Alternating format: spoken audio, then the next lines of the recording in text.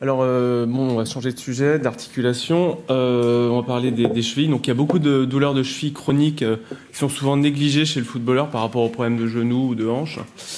Et en fait, je vais vous faire un point sur le conflit antérieur de cheville. Finalement, il y a deux grands conflits antérieurs de cheville. Il y a le vrai conflit antérieur, qui est un conflit par micro-traumatisme avec des mouvements de flexion dorsale, création d'une synovite entre la marge antérieure du tibia et le col de l'astragale. Cliniquement, c'est souvent des patients qui ne sont pas tout jeunes, qui développent des douleurs antérieures, augmentées en flexion dorsale, avec des épanchements récidivants. Il y a à terme création d'ostéophytes antérieures, donc un comblement du col de l'astragale et puis une saillie sur la marge antérieure du tibia. Progressivement, donc, les patients vont avoir une cheville qui devient douloureuse et raide.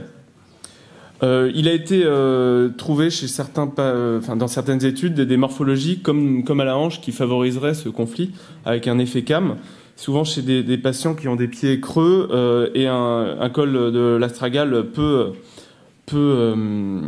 creusé, donc qui favoriserait le conflit. Le deuxième grand conflit qui est pas du tout la même chose, c'est le conflit antérolatéral. Alors, le conflit antérolatéral, c'est des patients qui ont des chevilles douloureuses et parfois instables et qui développent toute une série de symptômes pas très éloignés du conflit antérieur, mais un peu plus latéral. Et surtout, ces patients, pour affirmer le fait qu'il y a un conflit antérolatéral, il faut que ça soit pur et qu'il n'y ait pas une laxité. Donc, c'est important d'éliminer une laxité latérale de cheville avant de parler de conflit antérolatéral. Donc, c'est deux choses différentes et souvent mélangées. Le conflit antérieur franc, microtraumatique, et le conflit antérolatéral qui est une évolution de l'instabilité, d'accident d'instabilité avec une cicatrisation anarchique et hypertrophique des ligaments des faisceaux antérieurs et moyens du ligament latéral externe qui crée ces douleurs. Donc deux choses complètement différentes. Bon, avant de parler voilà, et puis il faut bien sûr éliminer les diagnostics différentiels qui sont souvent c'est des pathologies peu connues, donc les lésions de la tibiofibulaire distale qui arrivent dans des mécanismes inversés de l'entorse, donc en abduction-rotation externe, avec de la même façon création d'une cheville douloureuse, parfois instable, avec un potentiel arthrogène.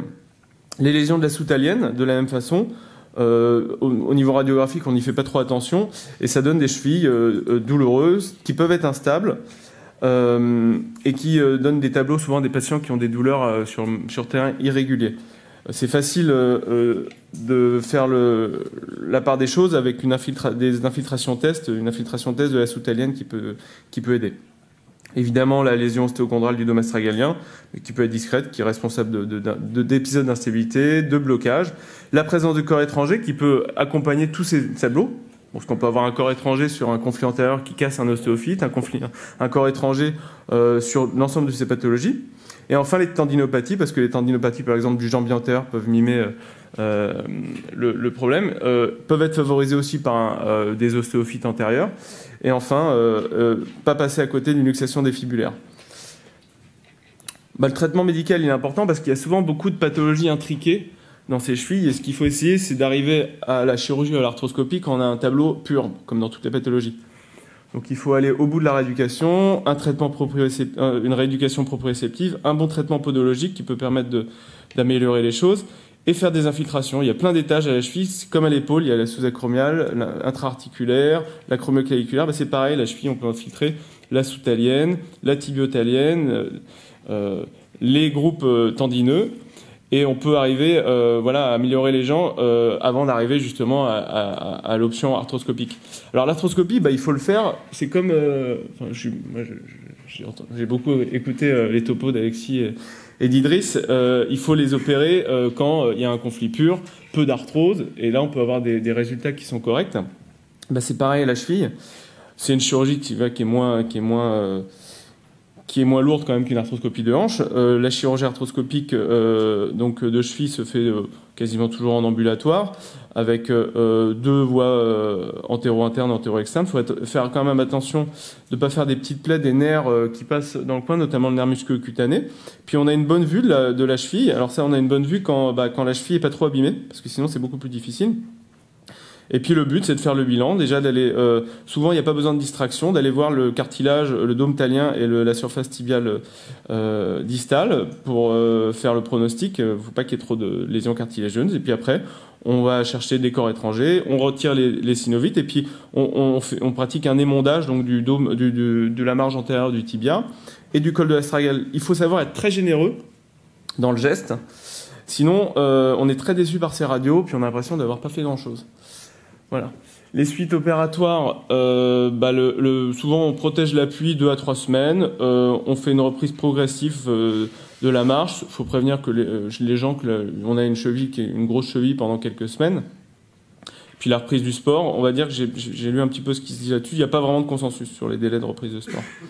Les résultats, évidemment, elles sont publiées par les équipes qui font beaucoup cette chirurgie. Donc comme toujours, les résultats sont assez bons.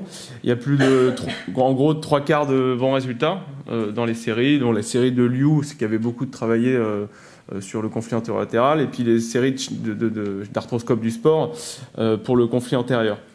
Donc voilà, on peut quand même, quand on a un tableau pur, pas d'arthrose, on peut quand même proposer une arthroscopie sans avoir trop de chances de spanning gamelle.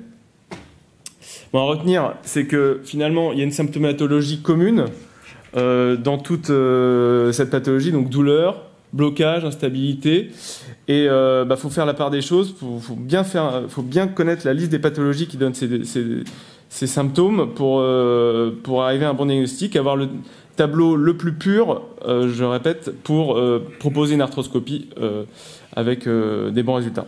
Voilà, je vous remercie.